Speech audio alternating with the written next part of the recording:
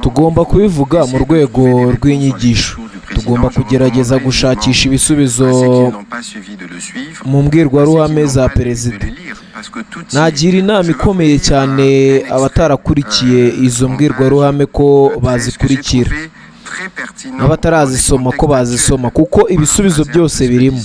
Ndashaka kubasomera igice cyo ku rupapuro rwa 13 nasanze gifite akamaro gakomeye cyane mu gihe turimo, kugira ngo nsobanure mu yandi magambo ibyo Profeseri Jacqueline Duri yari amaze kuvuga ubwo yavugaga kuri za mbwirwaruhame zishingiye ku moko zikomeje kugaragara cyane mu biganiro rusange.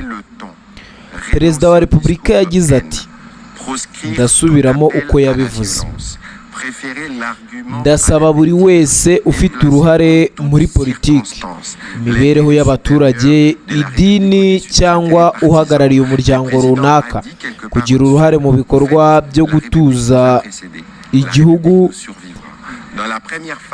kibategerejeho, kugabanya amagambo akakaye, kureka imvugo z'urwango, kwirinda guhamagarira abantu gukora urugomo, guhitamo impaka zishingiye ku bitekerezo aho gukoresha ibitutsi, kandi buri gihe gushyira inyungu rusange za Repubulika hejuru y'inyungu z'amashyaka.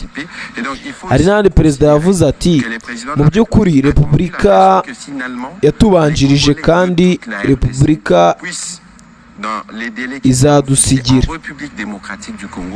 Mu nteruro ya mbere yavuze ko ubwenge bwo kureba ibintu uko biri ndetse n'uko bizaba bimeze ahazaza, no mu nteruro ya nyuma yongeye kuvuga ku hazaza. Mu by'ukuri ibi ni ukwibaza no kongera gusuzuma ibyo twakoze ku gihugu cyacu kugeza ubu. Niyo mpamvu yiteguye gukora uruhare rwe nk'umurinzi w'igihugu, kuko hari abandi bana b'igihugu bari mu bihe bitabemerera kuza kugira uruhare muri iyi gahunda.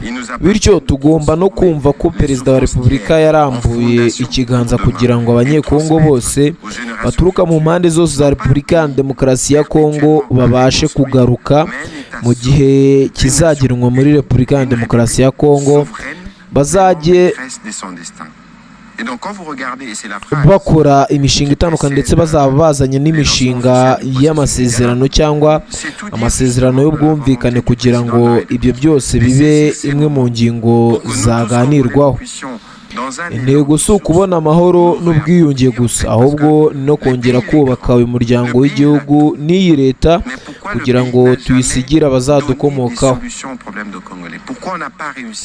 Kuko Perezida wa Repubulika yumvise neza ko urubyiruko rugomba guhabwa inshingano.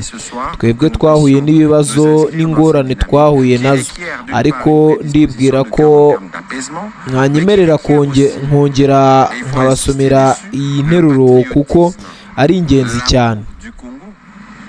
Twarazwe igihugu kinini cyane, ariko leta yacyo iracyafite intege nke. Ntabwo ari twe twahisemo uyu murage, ariko dushobora guhitamo icyo tuzakora. Ni inshingano zacu guhindura imibabaro y'ejo hashize tukayigira ifatiro z'ejo hazaza, maze tukazageza ku bazadukomokaho atari igihugu gihora cyubakwa bundi bushya, ahubwo ari leta ikomeye, igihugu cyunze ubumwe na Repubulika yigenga kandi ifite ubushobozi busesuye bwo kwihitiramo ahazaza hayo. Icyo rero, urebye interuro ibanziriza itangizwa ku mugaragaro ry'iyi gahunda y'ibiganiro, irasobanura byinshi ku bushake bwa Perezida wa Repubulika bwo gukoresha iki gihe nk'amahirwe kugira ngo abanyekongo twese dufatanye dufate icyemezo gikomeye kandi twisubize ububasha bwo kwiyoborera no kwiyumvamo igihugu cyacu. Ko igihugu gifite byinshi, ariko se kuki icyo gihugu kitigeze kibasha gutanga ibisubizo ku bibazo by'abanyekongo? Kuki kugeza ubu tutarabasha kubigeraho? niyo mpamvu ntekereza ko buri wese mu nshingano afite agomba guhera kuri uyu mugoroba kwisubiraho no kureba ukuri uko kuri, kugira ngo twinjire muri iyi nzira isabwa. Ku ruhande rumwe ko buri wese aba yiteguye gutuza no guhosha umwuka mubi, ariko nanone kandi ibi tugomba kubitsindagira. Isaba gukunda igihugu no kugira ubwitange kuri Kongo. Tugomba kugira ngo duhore duhemba cyangwa duha agaciro abahitamo gufata intwaro bakaza gutwika inzu twese dutuyemo. Oya, tuzongera kubona umwanya wo kugaruka kuri iyi ngingo, birumvikana, no gusobanura birambuye umwuka n'ubutumwa Perezida wa Repubulika yashatse kugeza ku baturage be kuri uyu mugoroba.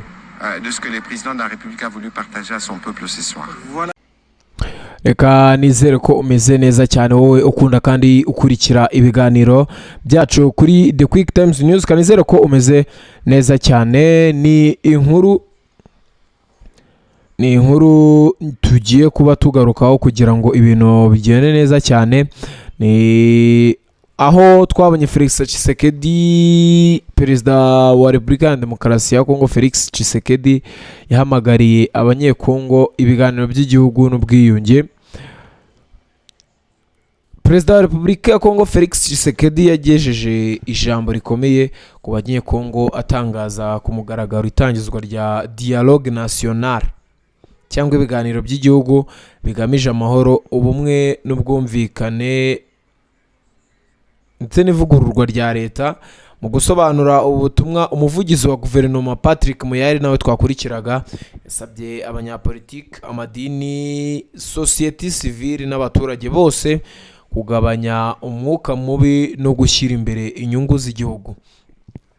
Mu ijambo rye ryagejejwe ku gihugu, Perezida Tshisekedi yavuze ko Repubulika Iharanira Demokarasi ya Kongo igeze mu gihe gikomeye cy'amateka, aho igihugu gihanganye n'intambara mu burasirazuba, amakimbirane ya politiki ndetse n'ikibazo cy'ubumwe bw'igihugu. Yatangaje ko igihe kigeze ngo abanyekongo bicare hamwe baganire ku hazaza h'igihugu, atari mu rwego rwo kugabanya ubutegetsi, ahubwo hagamijwe kongera kubaka amahoro, ubwiyunge n'inzego za leta zikomeye. Perezida yavuze ko ibi biganiro bizamara amezi 3 kandi bizategurwa n'itegeko rya perezida ndetse na komite idasanzwe izabishinzwe. Nyuma y'ijambo rya perezida, Minisitiri w'itumanaho akaba n'umuvugizi wa guverinoma Patrick Muyaya nawe twakurikiraga ijambo rye, yasobanuye ko ubutumwa bukomeye ari uguhamagarira buri munyekongo gukora igikorwa cyo guhosha umwuka mubi.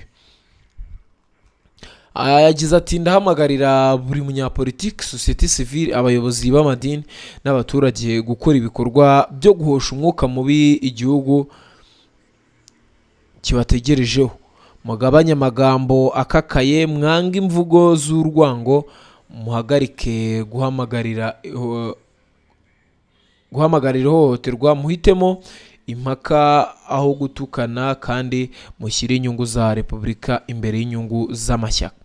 Uyu muvugizi yavuze ko igihugu kidashobora kubaka amahoro igihe ururimi rw'urwango n'ibitero bya politiki bikomeje kuganza ibiganiro. Dialogue National ni gahunda nshya yatangijwe na Perezida Tshisekedi igamijwe guhuza ibice bitandukanye by'abanyekongo kugira ngo baganire ku bibazo bikomeye byugarije igihugu.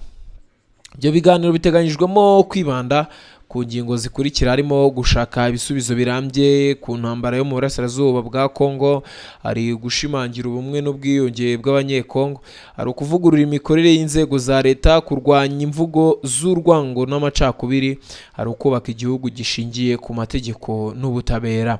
Nubwo perezida yakoresheje ijambo ibiganiro by'igihugu byuzuye, Patrick Muyaya yasobanuye ko hari umurongo utazarengwa. guverinoma ivuga ko abazitabira bagomba kuba biyemeje kurengera ubusugire bwa Repubulika ya Demokarasi ya Kongo no kwamagana ibyo Kinshasa yita ubushotoranyi bw'amahanga. Ibi byahise bitera impaka kuko hari abatavuga rumwe na leta bavuga ko ibyo bishobora kugabanya ubwisanzure bw'ibiganiro. Amashyaka amwe n'amwe atavuga rumwe n'ubutegetsi harimo ihuriro C64 yavuze ko yemera ihame ry'ibiganiro ariko isaba ko habanza kubaho ibyizere bya politiki. Mu byo basabye harimo kurekura imfungwa za politiki, ari kubahiriza ubwisanzure bwa politiki n'itangazamakuru, guhagarika ibirego bavuga ko bishingiye kuri politiki ndetse no gusobanura neza uko ibiganiro bizategurwa.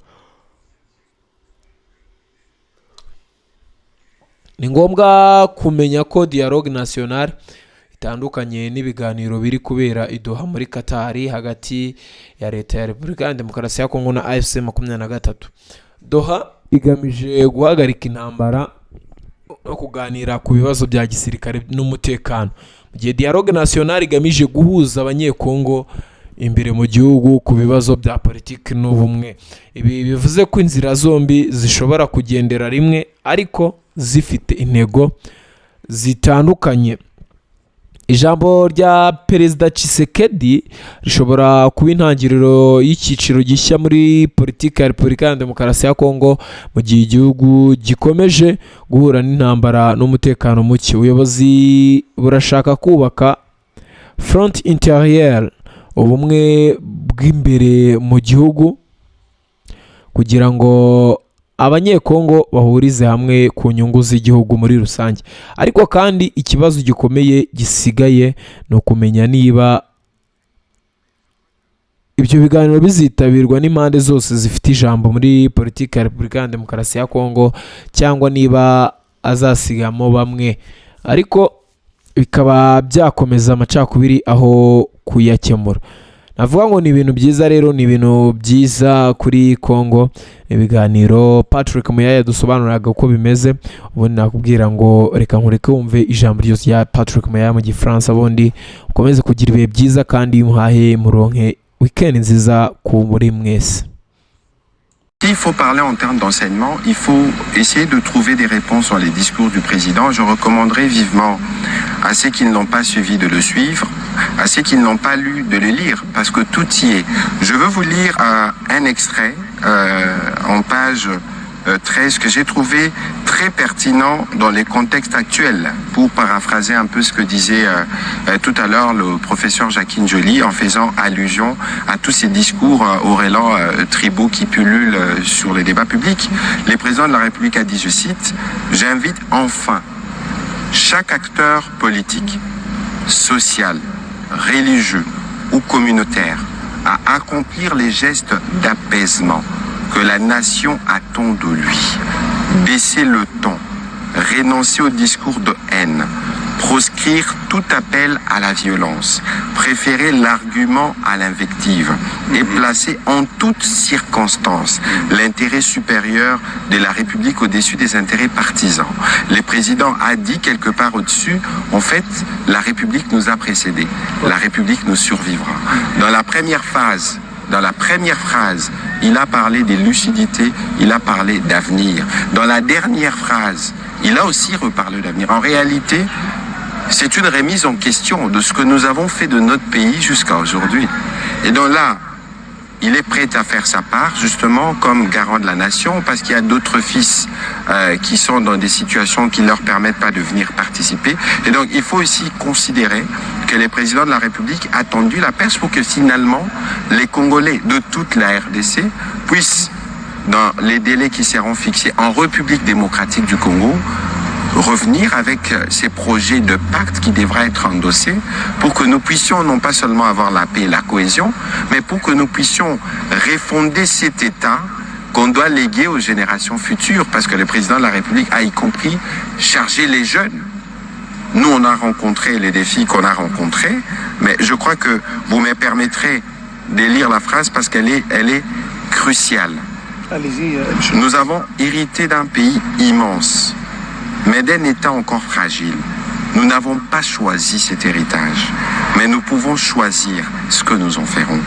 Il nous appartient de transformer les souffrances d'hier en fondation pour demain et transmettre aux générations futures non pas un pays perpétuellement à reconstruire, mais un État solide, une nation unie et une république souveraine, pleinement maîtresse de son destin. Et donc quand vous regardez, et c'est la phrase qui précède les lancements officiels du processus du dialogue, c'est tout dire justement de la volonté du président de la République de saisir ces moments pour que nous tous Congolais, nous puissions, dans un élan de sursaut, nous réapproprier en fait, parce que le pays il est grand, le pays il a tout, mais pourquoi le pays n'a jamais donné des solutions aux problèmes de Congolais? Pourquoi on n'a pas réussi encore? Et donc là, je crois que les uns les autres, dans les rôles qui sont les leurs, doivent se remettre à l'évidence dès ce soir pour que nous puissions nous inscrire dans cette dynamique qui requiert d'une part une prédisposition de cœur en termes d'apaisement, mais qui requiert aussi, et il faut insister dessus, le patriotisme, l'amour du Congo, pour que nous ne puissions pas constamment donner des primes à ceux qui prennent des armes pour venir brûler la maison commune. Nous aurons encore le temps de revenir évidemment pour donner davantage de détails de l'esprit de ce que le président de la République a voulu partager à son peuple ce soir. Voilà.